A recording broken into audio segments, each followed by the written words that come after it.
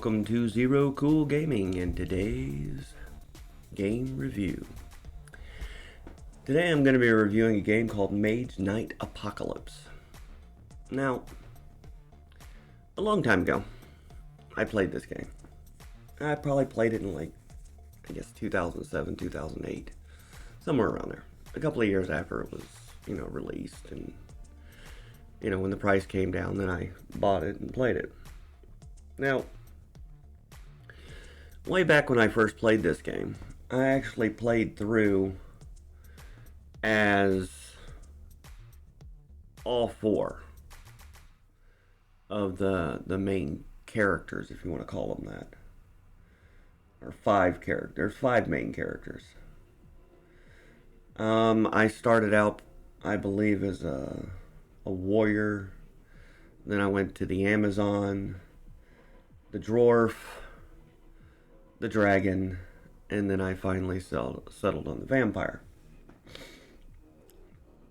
Now, the vampire character, I played through this game 3 times over. Literally. Because at the end of the game, it gives you the option to either, end the game or start a new game, like a new game plus. Essentially, you start the new game at the same level you ended the last game.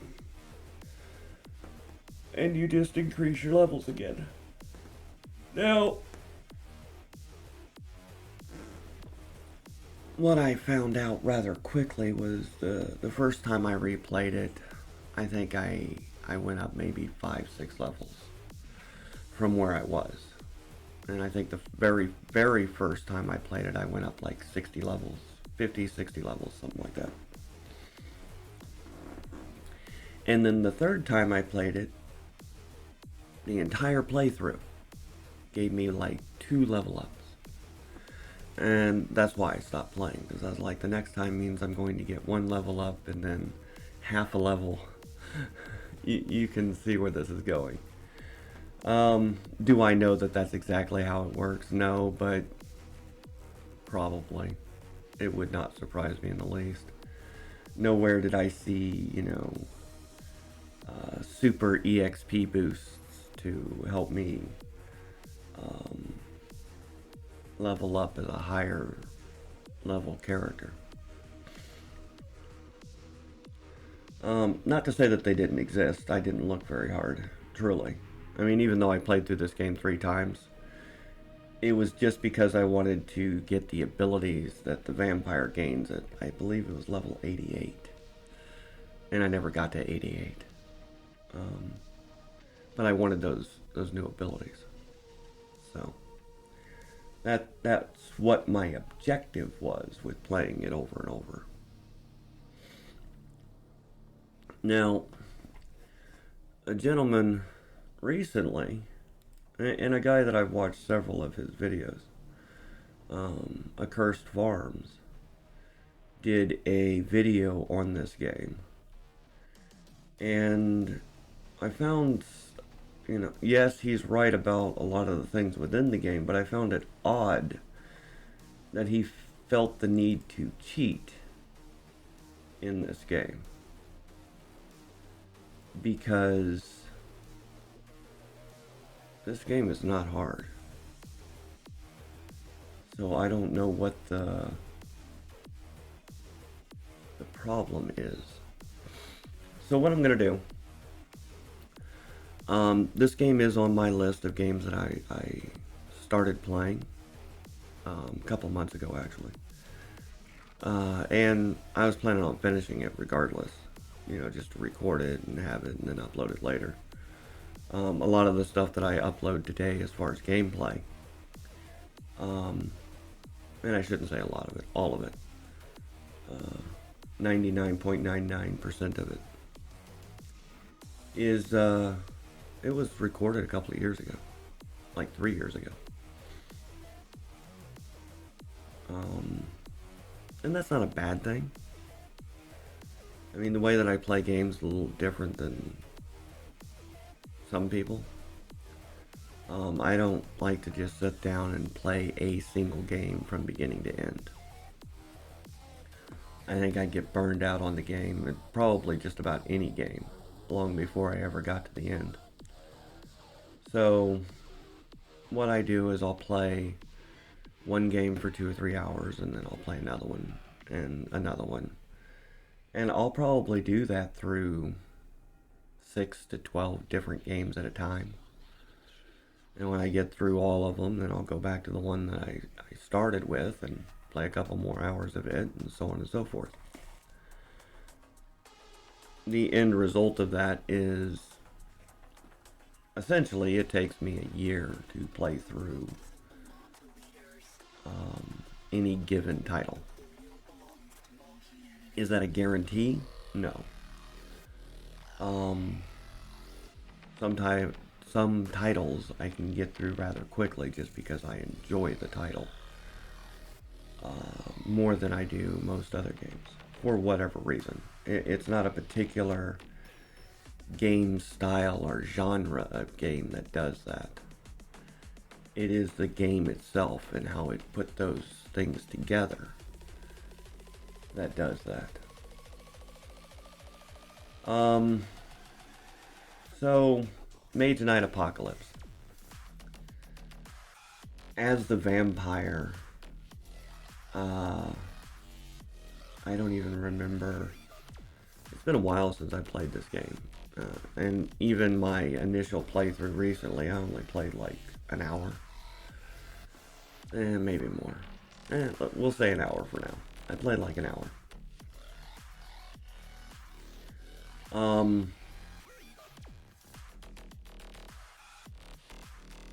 There are several regions that you go through in this game. At least 5 different regions.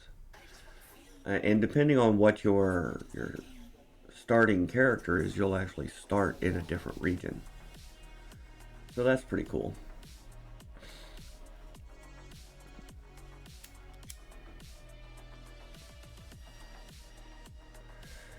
I'm pretty sure there's more than 5 regions in this game, though.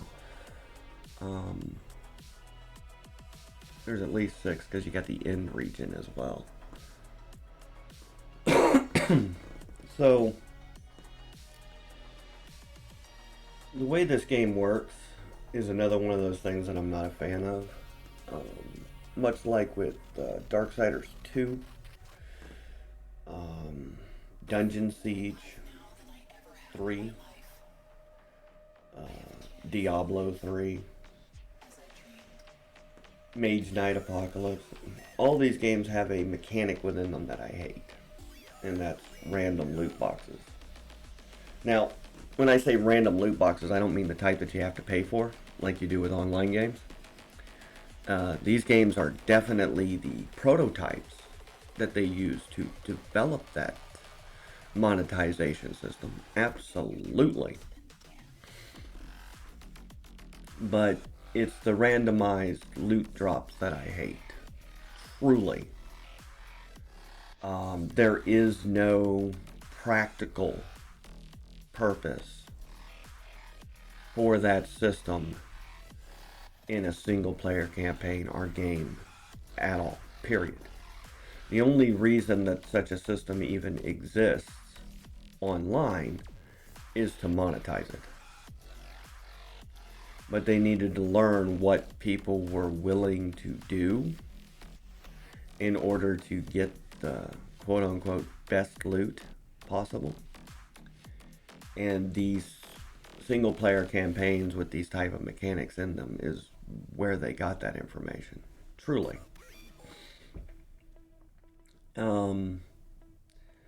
Like for me, for instance, I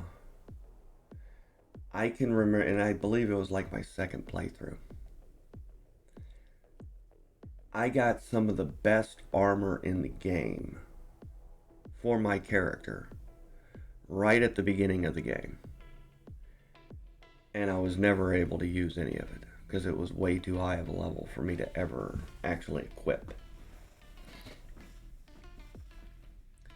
So these items just took up space in my inventory and had no real purpose.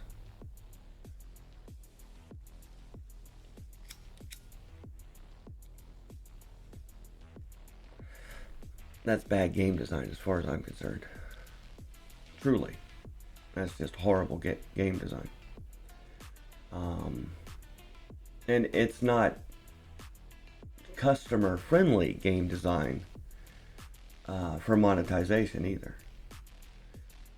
Basically, how I'm sure it kind of works out is 1 in a million or 1 in 100 million. I have no idea how many people. We'll just say 1 in a million will get what they're looking for relatively quickly, while everyone else will have to try 1,000,000 times to get what they're looking for.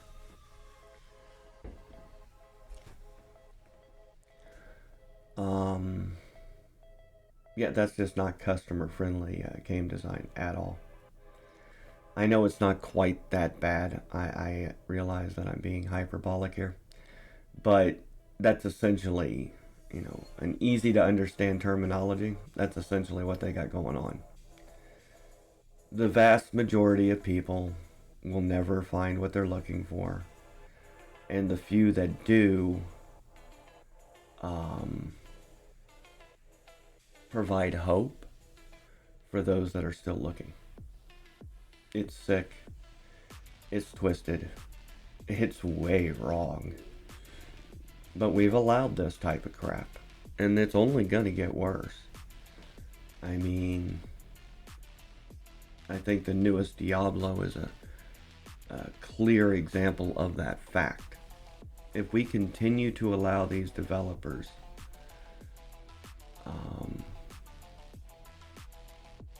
and I guess it's not even just the developers. It's partially them too, because they want to make money as well. But it's the developers, the producers. It's the whole gambit of this insane market. I mean, they don't even really make single player games anymore.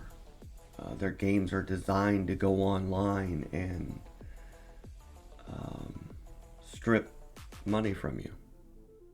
Almost every game today is designed to be online and strip funding from their player base. I wish it wasn't true. I wish, people would stand up against this, but I don't know how bad it's going to have to get before gamers are just like, you know what? I'm not going to purchase any of your products until you get rid of all of it. And when I say all of it, I mean all the monetization. And go back to developing games for single players.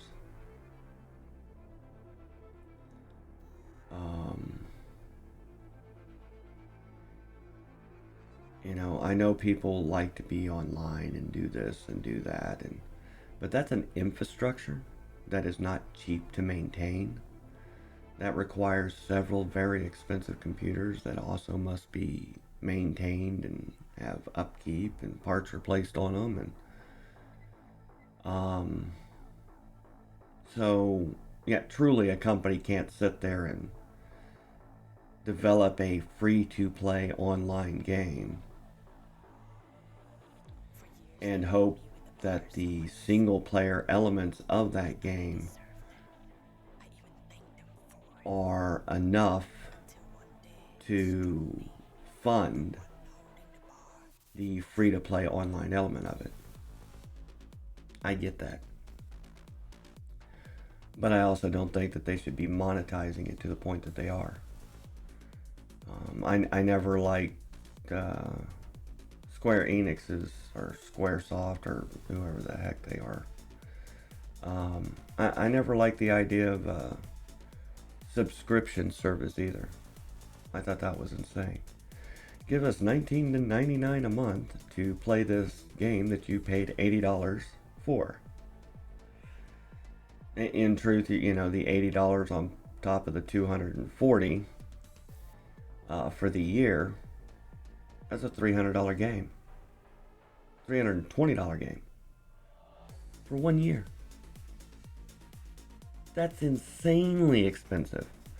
I'm not paying $320 for it. Anyway. Um, so yeah, Mage Knight Apocalypse. It's not the best game. I mean, I would probably rate it a 4 or 5 if I was rating these things. It's a mid-range game. It's not a AAA by any stretch of the imagination. Um, it's got lots of mechanics within it that I do not like, and I explained why. Um, as far as the gameplay itself, it's not hard. It's not a difficult game to master in that respect. It's actually not, horrible to play. Obviously, I played through it 3 times over, so it's not the worst game in the world, and you can play it. So what I'm going to do now is I'm going to kind of prioritize this game over the other games, and I'm going to try to get through an entire playthrough of it recorded, and I'm going to try to get that online and uploaded hopefully within the next year. And then once I have it all uploaded, I'll send Accursed Farms. I believe that's who that is. Accursed Farms. Yeah, Accursed Farms a drop. I don't know how I would do that. I'll leave a comment on one of his videos. And if he wants to see a playthrough of it done, which he probably doesn't because he did play through the game, he just cheated while doing so because he felt that was necessary. Truly, it is not. But anyway. So my review of Mage Knight. It's not a bad game. It's not a great game. It's got some really toxic mechanics that I truly wish did not exist. And I'm going to be playing through it pretty hardcore for the next few months. So there's that. Anyway, that's my rant for the day, and I hope you enjoy the rest of yours.